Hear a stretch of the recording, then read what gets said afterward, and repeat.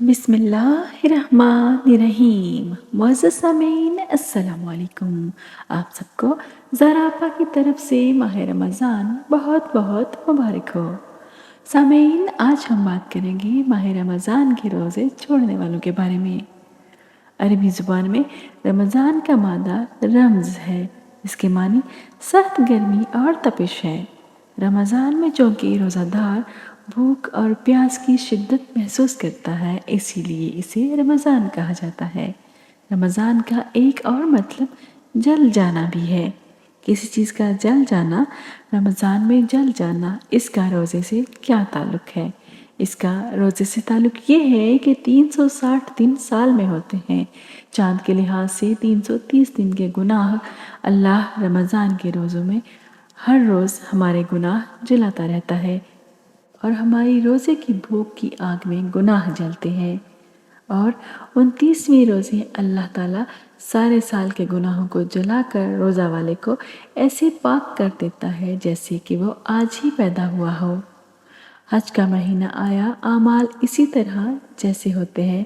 رمضان آیا تو میرے نبی کا اعلان ہو گیا کہ ایک فرض 70 فرائض کے برابر ہو جاتا ہے، نفل فرض کے برابر۔ حضرت علی رضی اللہ تعالیٰ عنہ کا فرمان ہے کہ جس شخص نے ایک فرض روزہ چھوڑ دیا پھر قیامت تک اس کی قضا میں نفل روزے رکھتا رہا تو ایک روزے کا یہ سارے روزے بدلہ نہیں ہو سکتے۔ ایک نماز چھوڑ دی اور پھر اس کی قضا میں قیامت تک نفل پڑھتا رہا تو فرض نماز کی ایک رکعت کی ایک سجدے کے برابر بھی نہیں ہے۔ فرض میں اتنی طاقت ہے، بغیر عذر کے رمضان کا روزہ چھوڑنا کبیرہ ترین گناہ ہے۔ اس عمل کی وجہ سے انسان فاسق ہو جاتا ہے۔ اس پر اللہ تعالیٰ سے توبہ کرنا بہت ضروری ہے، اور اس دن کی جلد از جلد قضا بھی ہے۔ رسول اللہ صلی اللہ علیہ وآلہ وسلم نے فرمایا، مجھے ایک ایسی قوم کے پاس لے جایا گیا جنہیں ان کی ایڑیوں کے بل لٹکایا گیا تھا، ان کی بانچیں چیر دی گئی تھی اور ان سے خون بہہ رہا تھا۔ میں نے کہا، یہ کون ہے؟ تو مجھے جواب ملا، یہ افطاری کا وقت ہونے سے پہلے روزہ افطار کرنے والے لوگ ہیں۔ سامعین، یہ ایسے شخص کی سزا ہے جس نے روزہ تو رکھا لیکن افطاری سے پہلے ہی کھول لیا۔ تو اس شخص کا کیا حال ہوگا جس نے بالکل روزہ رکھا ہی نہیں ہے؟ ہم اللہ تعالیٰ سے دنیا اور آخرت میں سلامتی اور عافیت کا سوال کرتے ہیں۔ اللہ کی رحمت کیسے متوجہ ہوتی ہے کہ رمضان کے مہینے میں اللہ فرماتا ہے، ایک فرض کو 70 کے برابر کر دو، نفل کو فرض کے برابر کر دو۔ جو رات کو تراویح پڑھے گا اور دن میں روزہ رکھے گا، آخری رات اسے ایسے دھو دیا جائے گا اور پاک کر دیا جائے گا کہ اس کے ذمے گناہ کا ایک ذرہ بھی باقی نہیں رہے گا۔ اللہ گناہ معاف کرتا ہے۔ رسول پاک صلی اللہ علیہ وآلہ وسلم نے فرمایا، جس نے روزہ رکھا اللہ کی رضا کے لیے، جس نے اللہ کی رضا کے لیے تراویح پڑھی، اللہ اس کی زندگی کے پچھلے تمام گناہ معاف فرما دیتا ہے۔ رات کا قیام کسی امت کو نہیں ملا۔ رمضان میں اللہ تعالیٰ نے تمام آسمانی کتب نازل فرمائی۔ اللہ تعالیٰ نے پیر کی رات لیلۃ القدر میں غار حرا میں اپنے محبوب پر کتاب اتاری۔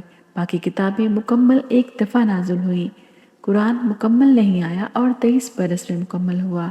کتنے ہی انبیاء ایسے گزرے ہیں جن کے پاس جبرائیل علیہ السلام زندگی میں ایک دفعہ آئے اور ایک سے لے کر آگے کوئی تعداد مقرر نہیں، لیکن ہمارے نبی صلی اللہ علیہ وآلہ وسلم پر جبرائیل علیہ السلام 23 برس میں 24,000 دفعہ آئے۔ یہ ایک عجب العجائب ہے۔ سامعین، رات کی تراویح، دن کا روزہ، تراویح میں کیا ملنے والا ہے؟ حضور پاک صلی اللہ علیہ وآلہ وسلم کا فرمان ہے کہ ہر سجدے پر 1,500 نیکی۔ تھوڑی اپنی کاروباری مصروفیت کم کرو، اپنی مشقت کم کرو، اپنے ملازمین کی بھی مشقت کم کرو تاکہ وہ تراویح پڑھ سکیں اور روزہ رکھ سکیں۔ روزہ جسم کی فالتو چیزوں کو جلاتا ہے۔ روزہ ایک قوت پیدا کرتا ہے شیطان کے خلاف۔ وہ کیسے پیدا کرتا ہے؟ اللہ تعالیٰ کچھ حلال چیزوں کو بھی حرام کر دیتا ہے، جب ایک شخص اپنی بیوی کو خواہش کی نظر سے دیکھنا حرام سمجھے تو دوسروں کی عورتوں کو یہ حرام نظر سے کیوں دیکھے گا؟ جب یہ حلال کھانا چھوڑ گیا ہے تو یہ جھوٹ کیوں بولے، یہ گالی کیوں دے گا، یہ غیبت کیوں کرے گا؟ جب یہ کان میں دوائی ڈالنا چھوڑ گیا تو روزہ ٹوٹ جاتا ہے تو یہ اوروں کی غیبت کیوں سنے گا اور اوروں کی برائی کیوں سنے گا؟ یہ آنکھ میں دوائی نہیں ڈالتا کہ وہ حلق میں جانے سے روزہ ٹوٹ جاتا ہے تو یہ ان آنکھوں سے کیوں غلط چیزیں دیکھے گا؟ جب یہ اندھیرے میں بند کمرے میں ٹھنڈا پانی پڑا ہو اور ہاتھ نہیں لگاتا اور اللہ کا دھیان اسے یاد ہوتا ہے کہ اللہ دیکھ رہا ہے، اور نہاتے وقت ہونٹ بند کر لیتا ہے کہ کوئی پانی کا قطرہ منہ میں نہ چلا جائے اور روزہ خراب نہ ہو جائے، تو یہ جب اللہ کا اتنا دھیان اس کو نصیب ہو جاتا ہے کہ اللہ دیکھ رہا ہے، ورنہ کسی کو کیا خبر کہ وہ پانی پیتا ہے یا کیا کرتا ہے؟ تو جب وہ اللہ کو اتنا اپنے دھیان میں لے آتا ہے کہ اللہ دیکھ رہا ہے کہ میں کیا کر رہا ہوں، تو پھر جب وہ بازار میں جائے گا تو جھوٹ نہیں بولے گا، جب یہ تولے گا تو غلط نہیں بولے گا۔ وہ الگ بات ہے کہ کچھ لوگ رمضان میں جھوٹ نہیں بولتے لیکن اس کے بعد پھر سے وہی معمول شروع کر لیتے ہیں۔ اس کی وجہ کیا ہے کہ رشوت خور کہتا ہے کہ رمضان میں جھوٹ نہیں، رمضان میں جھوٹ نہیں بولنا، رمضان میں صحیح تولنا ہے، اور یہ سب اسی لیے کیونکہ رمضان میں شیطان قید ہو جاتا ہے۔ رمضان میں نمازی کیوں بڑھ جاتے ہیں؟ کیونکہ شیطان قید ہو جاتا ہے۔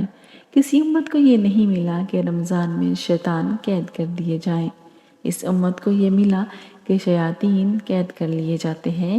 کسی امت کو یہ نہیں ملا کہ رمضان میں جہنم کے دروازے بند ہو جاتے ہیں اور جنت کے دروازے کھول دیے جاتے ہیں۔ کسی امت کو یہ نہیں ملا کہ ان کے لیے ہر مخلوق دعا کرے گی رمضان کے مہینے میں۔ اس امت کو یہ ملا ہے کہ ان کے لیے رمضان میں چیونٹیاں بھی دعا کرتی ہیں، مچھلیاں بھی دعا کرتی ہیں اور ہوائیں بھی دعا کرتی ہیں۔ روزہ رکھنے والوں کے لیے کسی امت کو یہ نہیں ملا کہ آخری رات ان کی بخشش ہو جائے گی، اس امت کو یہ ملا ہے کہ آخری رات سب کی بخشش ہو جاتی ہے۔ کسی امت کو یہ نہیں ملا کہ جنت کی حوریں روزوں میں انہیں یاد کریں، اس امت کو یہ ملا ہے کہ اللہ جنت کو تیار کرتا ہے کہ میرے بندے آ رہے ہیں، روزہ دار آ رہے ہیں، تاکہ میں اپنے بندوں کو ان کی بھوک اور پیاس کا بدلہ پیش کر سکوں۔ سبحان اللہ۔ معزز سامعین، آپ بھی محبت، عقیدت اور احترام کے ساتھ ماہ رمضان المبارک کے تمام روزے رکھیے اور مجھے بھی اپنی دعاؤں میں ضرور یاد رکھیے۔ مجھے امید ہے کہ آپ کو آج کی ویڈیو پسند آئی ہوگی، اسے اپنے دوستوں کے ساتھ ضرور شیئر کیجیے۔ اپنا اور دوسروں کا بہت سارا خیال رکھیے۔